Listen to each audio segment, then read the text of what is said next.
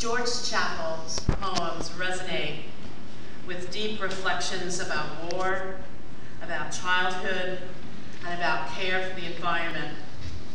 He sees the world with a sharp journalist's eye, but also uses the tools of the poet's craft, imagery, metaphor, meter, and form, with precision and skill. After reading George's poems, we come away with a clear sense of the world as it is, and a sense of what it might be if we listen carefully to his work.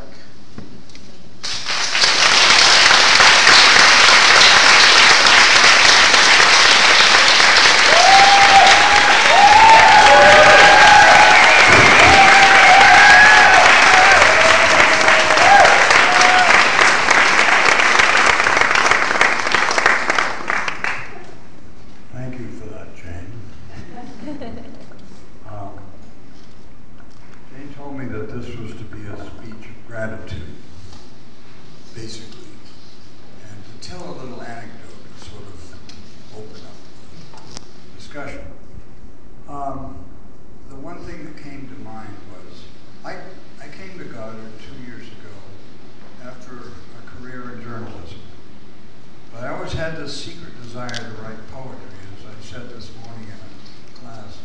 I always thought there was something magic about poetry that prose did not have. At the beginning of my first residency, I asked my advisor, Nikki Morris, "Do you think I can be a poet?" She said, "I don't know.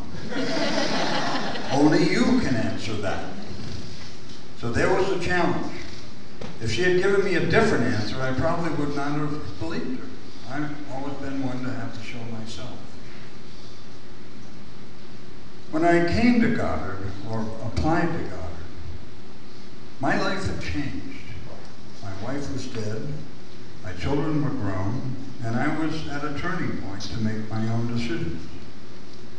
Every experience I've had at Goddard was professionally gratifying, from my initial contact with admissions officer David DeLuca to the latest correspondent with Jane, my advisor.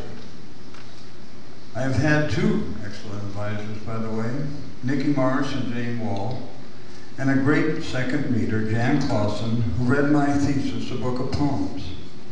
Nikki saw to it that I had an education in modern poetry, and she encouraged me to have confidence in my writing by valuing excellence. My long research paper on Gary Snyder's poetry went through 2 drafts before I got it right. Thank you, Nikki, for pushing me to new heights that even I think Snyder might have approved of. In my third semester, Jane encouraged me to use my Quaker background in my poetry and introduced me to the work of William Stafford, whose poems and essays on poetics have inspired me. Jane has also helped me to understand myself in relation to my poems. Thank you, Jane.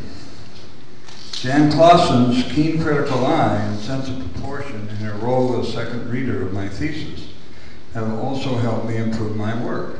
I took a workshop on the poet William Carlos Williams and left feeling hungry after a 3-hour class. One of my goals is to write epic poems, and knowledge of Williams fits into my plan. Thank you, Jan. I have a lot of people to thank. Judy Shorey, my girlfriend, has been helpful to me from the beginning by listening to first drafts and using her own critical sense. Praised my work whenever she thought it praiseworthy.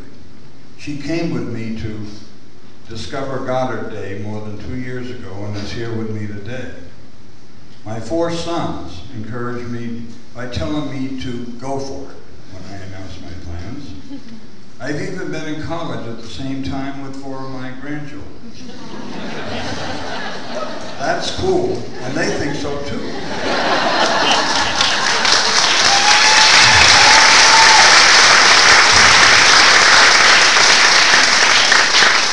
Two of my sons and 2 of my grandsons are here today. My brother and sister are also here today to see their older sibling graduate. I'm grateful to my brother Tom and his wife Kate for their support of my endeavor. I thank my sister Betsy and her husband Larry for making the trip from Cape Cod to the Green Mountains to see me graduate.